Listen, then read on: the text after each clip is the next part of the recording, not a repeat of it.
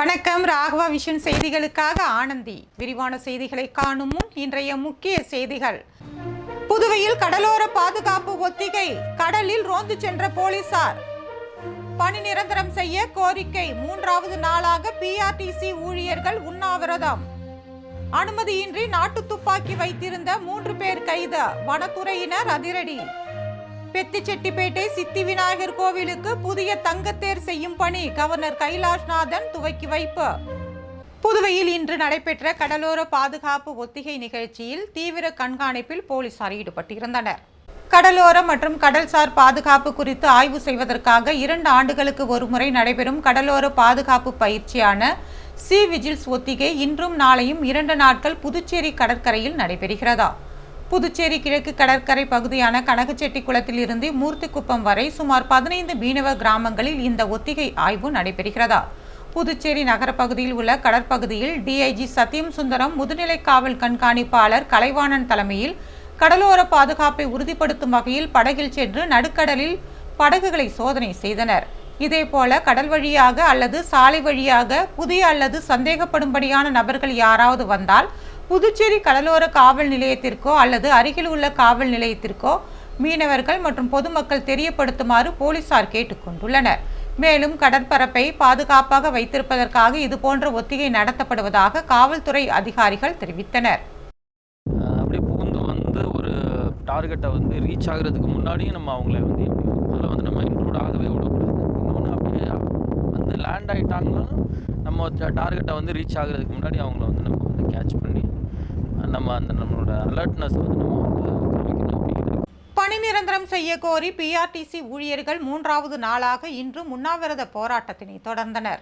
புதுச்சேரி சாலை போக்குவரத்து கழகத்தில் 14 ஆண்டுகளாக பணியாற்றி வரும் ஊழியர்களை பணி நிரந்தரம் செய்ய வேண்டும், நிலுவையில் உள்ள அகவிலைப்படி உயர்வு, போனஸ் வழங்க வேண்டும் என்பன உள்ளிட்ட பல்வேறு கோரிக்கைகளை வலியுறுத்தி பிஆர்டிசி ஊழியர்கள் சங்கம், தினக்கூலி ஒப்பந்த ஊழியர்கள் சங்கத்தினர் பணிமனை முன்பு தொடர் உண்ணாவிரத போராட்டத்தை தொடங்கியுள்ளனர். இன்று 3வது நாளாக உண்ணாவிரத போராட்டம் தொடர்ந்தது. ஒப்பந்த ஊழியர் சங்க செயலாளர் தமிழ்ச்செல்வன் தலைமை வகித்தார். ஊழியர் சங்க செயலாளர் வேலையன் உள்ளிட்ட பலர் இதில் கலந்து கொண்டனர்.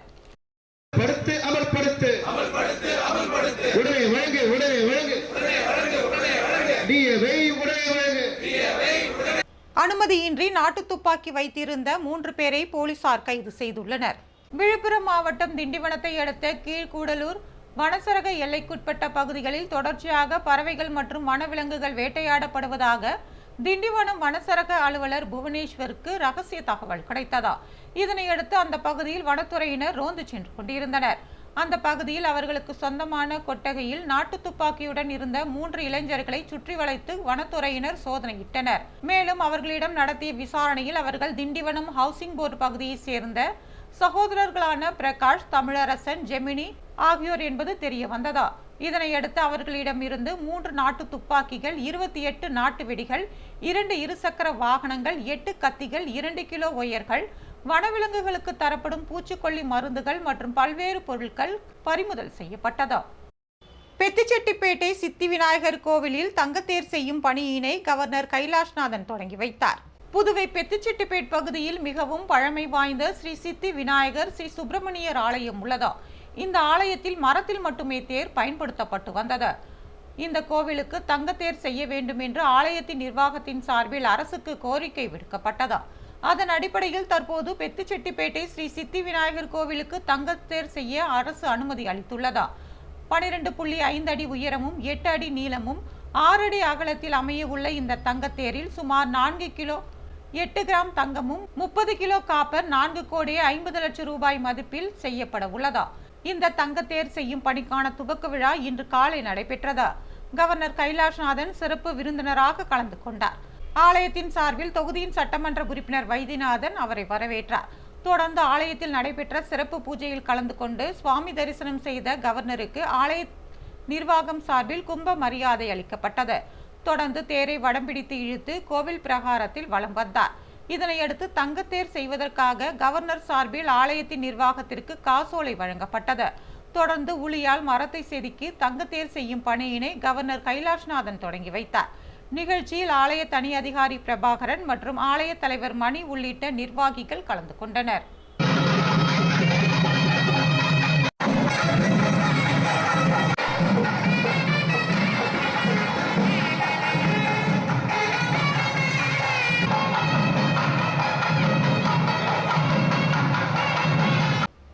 முதியார்பேட்டையில் கான்கிரீட் வாய்க்கால் அமைக்கும் பணியினை சட்டமன்ற உறுப்பினர் சம்பத் தொடங்கி வைத்தார். புதுச்சேரி முதியார்பேட்டை சட்டமன்ற தொகுதிக்குட்பட்ட ஜெயமூர்த்தி ராஜா நகரில் இருந்து எம்ஜிஆர் நகர் வரை 47.64 லட்சத்தில் கான்கிரீட் வாய்க்கால் அமைக்கும் பணிக்கான பூமி பூஜை நடைபெற்றது. தொகுதி சட்டமன்ற உறுப்பினர் சம்பத் கலந்து கொண்டு பூமி பூஜை செய்து பணிகளை துவக்கி வைத்தார். இதேபோல முருகம்பாக்கம் பாசன வாய்க்காலில் அழகாபுரி நகரில் இருந்து பாக்கியம் நகர் வரை 37.99 லட்சம் மதிப்பிலான பணிகளையும் சட்டமன்ற உறுப்பினர் சம்பத் பூமி பூஜை செய்து தொடக்கி வைத்தார். நிகழ்ச்சியில் நீர்ப்பாசன கோட்ட செயற்பொறியாளர் ராதாகிருஷ்ணன், உதவி பொறியாளர் மதிவாணன், இளநிலை பொறியாளர் சங்கர் மற்றும் ஊர் பொதுமக்கள் கலந்து கொண்டனர்.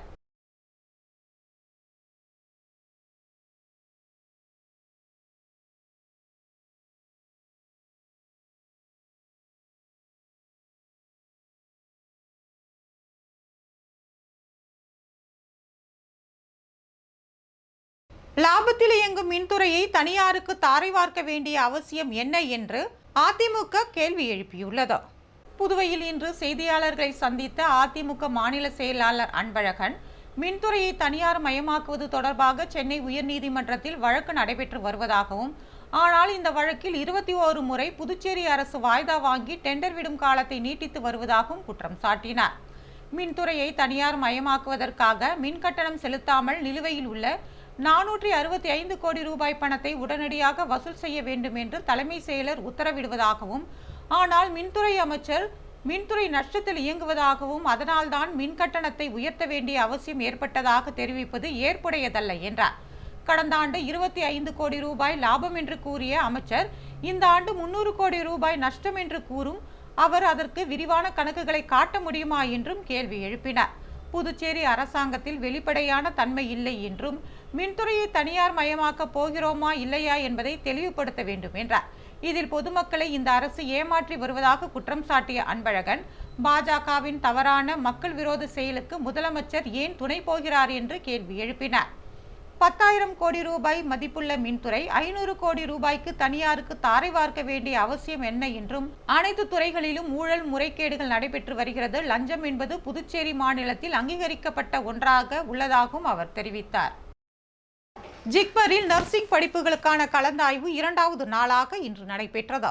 புதுவை ஜிப்மரில் BSc nursing, allied health science உள்ளிட்ட 2 பிரிவுகளுக்கு மொத்தம் 181 இடங்கள் உள்ளன. இந்த இடங்களுக்கான மாணவர் சேர்க்கை நீட் தேர்வு மதிப்பெண் அடிப்படையில் நிரப்பப்பட்டு வருகிறது. இந்த 2024-25 ஆண்டிற்கான மாணவர் சேர்க்கைக்கு ஜிப்மர் இணையதளத்தில் கடந்த அக்டோபரில் விண்ணப்பங்கள் பெறப்பட்டன. இதன் தரவரிசை பட்டியலில் ஜிப்மர் இணையதளத்தில் கடந்த 7ஆம் தேதி வெளியிடப்பட்டது. பட்டியலில் 2738 மாணவர்கள் இடம்பெற்றுள்ளனர். இவர்களுக்கான கலந்தாய்வு ஜிப்மர் அப்துல் கலாம் அரங்கில் நேற்று தொடங்கியது. கலந்தாய்வில் பங்கேற்ற மாணவர்களின் சான்றிதழ்கள் சரிபார்க்கப்பட்டு தற்காலிக பட்டியல் ஜிப்மர் இணையதளத்தில் வெளியிடப்பட்டது. 2வது நாளாக இன்று கலந்தாய்விற்கான செயல்முறைகள் நடைபெற்றது.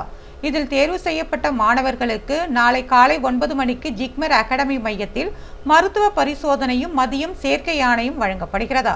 வரும் 25ஆம் தேதி வகுப்புகள் தொடங்க உள்ளன. பேட்ரிக் பள்ளியில் குழந்தைகள் தின விழா கொண்டாடப்பட்டது. புதுவை பேட்ரிக் மேல்நிலைப் பள்ளியில் கடந்த 16ஆம் தேதி குழந்தைகள் தின விழா கொண்டாடப்பட்டது. சிறப்பு விருந்தினராக புதுச்சேரி அரசு கல்வித்துறை இயக்குநர் பிரியதர்ஷினி, அருட்தந்தை ஜோசப்பால், ஜிப்மர் மருத்துவமனை மருத்துவர் வெங்கடாச்சலம், பள்ளியின் முன்னாள் மாணவரும் அப்பலோ மருத்துவமனை இணை ஆலோசகருமான மருத்துவர் பாலச்சந்திரன் ஆகியோர் கலந்து கொண்டனர். நிகழ்ச்சியில் மத்திய அமைச்சக அறிவியல் அருங்காட்சி சபை சார்பில் நடைபெற்ற அறிவியல் நாடக விழாவில் சிறந்த இயக்குநருக்கான விருது பெற்ற ஓவிய ஆசிரியர் சரவணகுமார், தேசிய அளவில் நடைபெற்ற அவந்திகா போட்டியில் தங்கப்பதக்கம் பெற்ற 47 மாணவர்களுக்கும், ஓவிய கண்காட்சியில் கலந்து கொண்ட 17 சிறந்த இளம் ஓவியர்களுக்கும், விளையாட்டு மற்றும் பேச்சு போட்டிகளில் வெற்றி பெற்றவர்களுக்கும் பரிசுகளை வழங்கினர். பள்ளி தாளாளர் ஃபிரெடரிக் சிறப்பு விருந்தினர்களை வரவேற்றார். பள்ளி முதல்வர் ஸ்டெல்லா வாழ்த்துரை வழங்கினார். நிகழ்ச்சியில் பள்ளி மருத்துவ இயக்குநர் ஃபிரெடரிக், ஆலோசனை குழு உறுப்பினர்கள், பெற்றோர்கள், மாணவர்கள் கலந்து கொண்டனர். கார்த்திகை மாத பூச நட்சத்திரத்தை முன்னிட்டு தேங்காய் சித்தர் கோவிலில் அன்னதானம் வழங்கப்பட்டது. ஒவ்வொரு மாதம் பூசத்தின் போதும் அன்னதானம் வழங்கப்படுவது வழக்கம். அதன் ஒரு பகுதியாக கார்த்திகை மாத பூசத்தினை முன்னிட்டு வில்லியனூர் தட்டாஞ்சாவடி தேங்காய் சித்தர் கோவிலில் சன்மார்கி கதிரவன், ஜெயா கதிரவன் ஏற்பாட்டின்படி செல்வராஜ் தலைமையில் அன்னதானம் வழங்கும் நிகழ்ச்சி நடைபெற்றதா. இந்நிகழ்ச்சியில் தேங்காய் சித்தர் சுவாமிகள் கோவிலின் நிர்வாகி ஆறுமுகம் மற்றும் தட்சிணாமூர்த்தி, மாரிசன் உள்ளிட்ட பலர் கலந்து கொண்டனர். திரளான பக்தர்கள் கலந்து கொண்டனர்.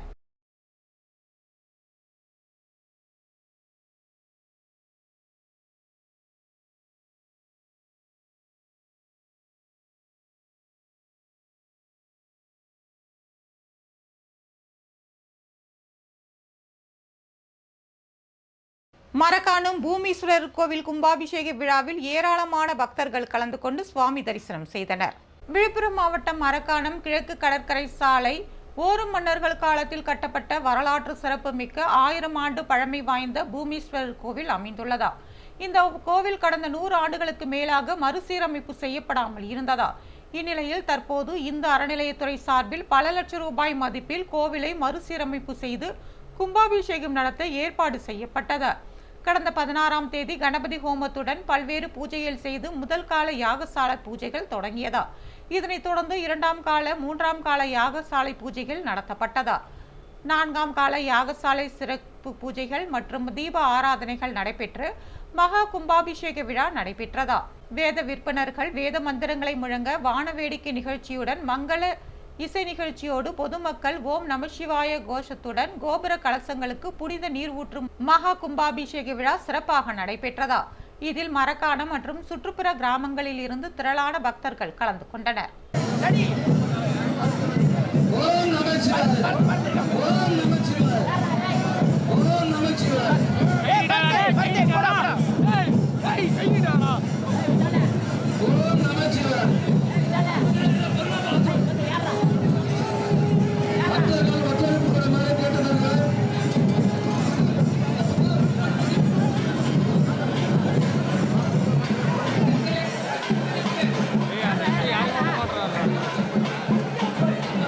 உழவர்கரையில் சாலை வசதிகளை செய்து கொடுத்த சட்டமன்ற உறுப்பினர் சிவசங்கருக்கு நன்றி தெரிவிக்கப்பட்டது.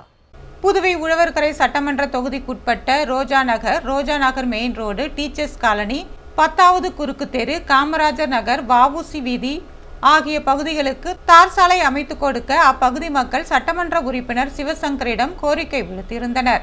அதன்படி சட்டமன்ற உறுப்பினர் சிவசங்கர் அப்பகுதிகளுக்கு தார் சாலை அமைத்து கொடுத்துள்ளார். இதனைத் தொடர்ந்து குடிநீர் மற்றும் வாய்க்கால் வசதியும் செய்து கொடுத்துள்ளார். இதற்கு நன்றி தெரிவிக்கும் வகையில் உழவர்கரை சட்டமன்ற தொகுதி சட்டமன்ற உறுப்பினர் சிவசங்கருக்கு ஐஸ்வர்யம் ஆயில் மில் உரிமையாளர் சதீஷ்குமார் ஏற்பாட்டில் தொகுதி ஊர் மக்கள் அனைவரும் நன்றி தெரிவித்தனர்.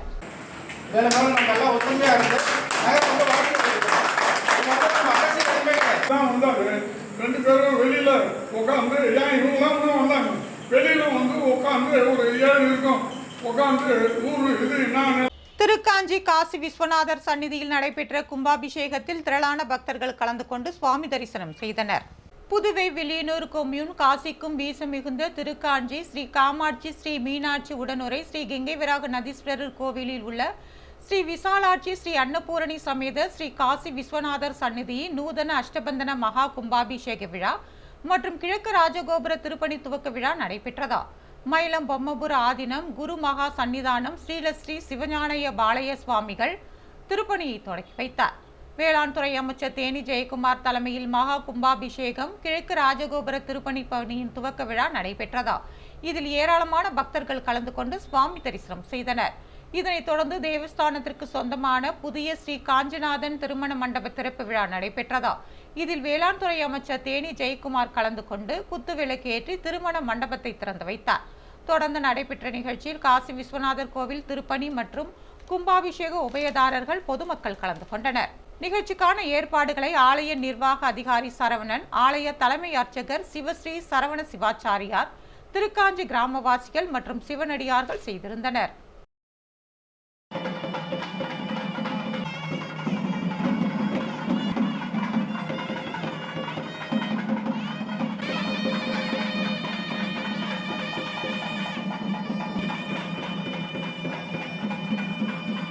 புதுவையில் இன்றைய தங்கம் மற்றும் வெள்ளி விலை விவரம்.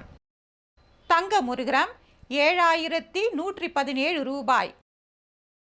ஒரு சவரன் தங்கம் 56,937 ரூபாய். வெள்ளி 10 கிராம் 980 ரூபாய். மீண்டும் இன்றைய முக்கிய செய்திகள். புதுவையில் கடலோர பாதுகாப்பு ஒத்திகை, கடலில் ரோந்து சென்ற போலீசார். பணி நிரந்தரம் செய்ய கோரிக்கை, 3வது நாளாக பிஆர்டிசி ஊழியர்கள் உண்ணாவிரதம்.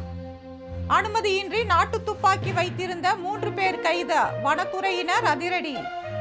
பெத்திச்செட்டிப்பேட்டை சித்தி விநாயகர் கோவிலுக்கு புதிய தங்கத்தேர் செய்யும் பணி கவர்னர் கைலாஷ்நாதன் துவக்கி வைப்பு.